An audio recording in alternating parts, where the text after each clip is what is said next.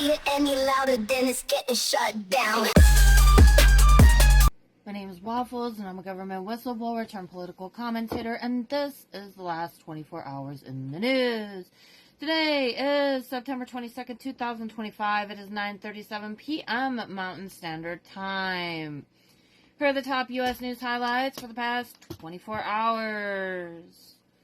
The EPA, under Administrator Lee Zeldin, began a major agency-wide reorganization, dissolving its Office of Research and Development, ORD, and moving its functions into a new Office of Applied Science and Environmental Solutions, OASES, which reports more directly to him. Over 300 ORD staff have accepted early retirement or resignation. Critics, including unions and lawmakers, warn this could reduce independent scientific integrity and harm public health and environmental protection. President Trump signed an executive order designating Antifa as a domestic terrorist organization. The order followed the assassination of Charlie Kirk. In the same set of announcements, Trump made statements urging pregnant women to limit use of Tylenol over unproven autism concerns. Also, the FDA and NIH announced new moves related to autism funding and research, including a data science initiative. These medical claims have been broadly criticized by medical experts.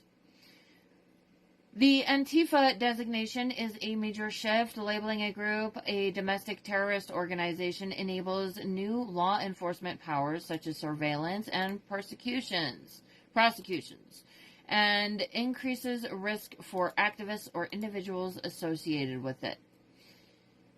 The EPA reorganization is the major policy shift today, merging and dissolving ORD, reassigning or laying off many staff, and increasing political oversight of scientific functions. Many lawmakers, including Republicans, are pushing back.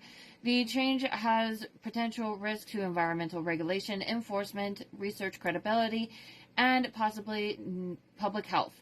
New H-1B fee policy for H-1B visas. Trump's administration announced steep new fees for H-1B foreign worker visas, reportedly $100,000 per visa in many cases. Tech companies and investors have criticized this, saying it will burden companies, reduce competitiveness, and possibly lead to relocation abroad.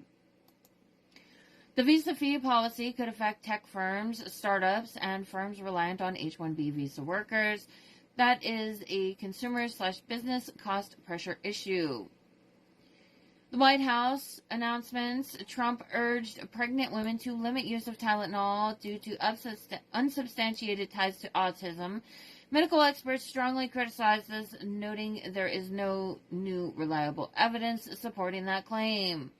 Also announced a new autism data science initiative, NIH, and some movements by FDA to consider treatment like Leucovorin, Leucovorin, in limited cases. These are early stage and under scrutiny. What is Leucovorin?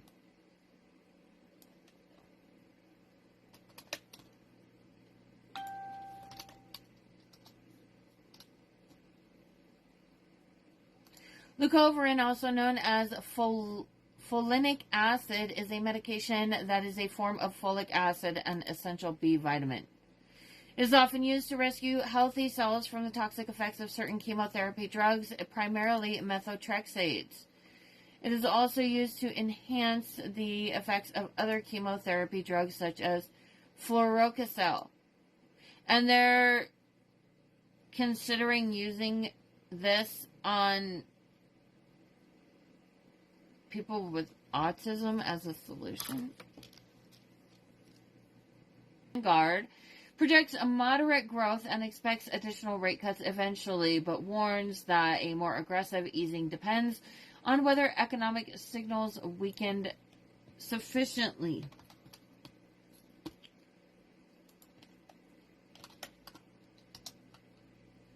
Vanguard is a mutual fund, IRA, ETF, 401k, management companies. So I would say with that, be a little bit on the alert. Keep your eyes out just in case Vanguard might be participating in stock market manipulation. I already caught Berkshire Hathaway earlier this year in what appears to be, co-conspiring with Trump on manipulating the stock market. So then with what I'm seeing here, it could possibly be an indicator that Vanguard might be involved, but it's a little bit of a light indicator, so I'm not going to assert any serious concerns over Vanguard right now in regards to that. Tariff tensions continuing to cloud global growth and trade relationships. Experts and business analysts continue to flag uncertainty surrounding U.S. tariffs and trade policy as a risk to economic growth globally. Legal, diplomatic, and business obstacles remain unsolved, including negotiations with trading partners like Switzerland, which is pressing for tariff reductions from the U.S. The EU study shows that fear of U.S. tariffs is already affecting consumer behavior in Europe, and many are avoiding American-made goods. And remember, kids, the stock market is not the economy. Just because the S&P 500 or Dow Jones might be performing does not mean that wages are growing, jobs are secure, inflation is under control, or that people are thriving. And here's the upcoming hazardous weather outlook for the next few days. A cold front and wave of low pressure will cause thunderstorms ahead of it through Thursday. This is for the central, southern plains and Mississippi, Ohio, and Tennessee valleys. Severe storms and flash flooding are forecast in portions of central and southern plains and across parts of the Mississippi, Ohio, and Tennessee valleys. On Tuesday, there's a slight risk of severe thunderstorms for eastern Oklahoma, much of Arkansas, and far northeast Texas. In those areas, expect strong storms with large hail, damaging wind gusts, and possibly a few tornadoes. Colorado, Utah, and Four Corners region for today, tonight. Showers and thunderstorms are expected across western Colorado and eastern Utah as a cold front and upper level trough move through. Stronger storms could produce gusty winds, small hail, and heavy rain. After this evening, lingering showers and storms possible along the Continental Divide on Tuesday, then drier air will move in for much of the region midweek. East Coast and Atlantic Coast, dangerous waves and rip currents are expected along portions of the East Coast due to tropical activity in the Atlantic. Other regions, many areas outside the regions listed, Pacific Northwest, much of the west outside of Colorado and Utah, New England interior, are not under elevated severe weather risk in the next 3 days. Per the latest outlooks, conditions are expected to be more normal with occasional showers and storms where moisture allows. And here are the top international news highlights from the past 24 hours. World leaders rally behind recognizing a Palestinian state at the UN. Dozens of countries, including France and Saudi Arabia, gathered at the United Nations and expressed support for Palestinian statehood. France formally announced that it will recognize Palestine. This marks a significant diplomatic shift, especially given resistance from Israel, and U.S. critics say the move is symbolic, while supporters view it as a boost for momentum towards a two-state solution. U.S. to meet with Muslim-majority countries to propose a post-war framework for Gaza. President Trump will meet leaders from multiple Muslim-majority nations, including Saudi Arabia, Egypt, Qatar, Turkey, and others, to discuss plans for Gaza after the current war. Reports say the U.S. intends to present its proposal on governance, Israel withdraw, reconstruction, and international security role without direct involvement of Hamas. U.S. imposes limits on Iranian officials at the UN over luxury access. The United States government has restricted movement of Iranian delegation members attending the UN General Assembly, barring them from certain high-end shopping and luxury goods. Who gives a fuck? Seriously? Like, you can't buy expensive shit? Do you really think they give a fuck? They're just not allowed to buy expensive shit while they're visiting the UN General Assembly? The State Department says the restrictions are meant to highlight economic inequality and put pressure on Iran's leadership. Okay, whatever. U.S. revokes visas of several Brazilian judicial officials. Isn't that where Bolsonaro was when he was committing crimes, was in Brazil? Wasn't he like the president? Wasn't he brought in? Wasn't he like a friend of Trump that was engaging in a coup against Brazil? So anyways, the U.S. is revoking the visa of Brazil's Solicitor General Jorge Messias,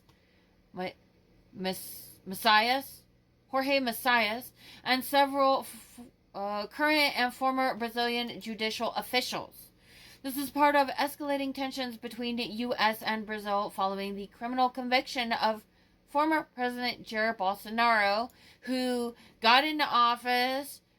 The whole thing looked like a coup, and he slashed and burned the living fuck out of the rainforest at an alarming rate and had the whole world concerned. Judicial backers of Bolsonaro have raised allegations of political persecution. You don't say. The visa revocations are seen as diplomatic escalation. Donald Trump is pissed that one of his buddies got caught engaging in criminal activity to the highest extent. You know, I mean, maybe he's done something similar, and maybe that's why it makes him so uncomfortable. Russia-NATO tensions over recent airspace incursions at the UN Security Council. NATO countries confronted Russia over multiple incidents of alleged airspace violations involving Estonia and Poland. British Foreign Secretary Yvette Cooper warned that such incidents are dangerous provocations that could lead to armed confrontation. Russia denied wrongdoing. The incidents are seen as increasing risk of miscalculation. U.S. may sanction the entire ICC. That is the International Criminal Court. According to multiple sources, the U.S. is considering entity-wide sanctions across the International Criminal Court, ICC. This would be a major escalation beyond prior individual sanctions. Targeted at ICC judges and prosecutors, the move comes in reaction to ICC investigations into alleged war crimes by Israeli and Hamas leaders. The U.S. views parts of the ICC jurisdiction as overreach. Well, I mean, so Netanyahu and Vladimir Putin, who seem to be Trump's, best freaking friends, are both wanted by the ICC. Yeah, in case you didn't know that, now you know, and knowing is half the battle.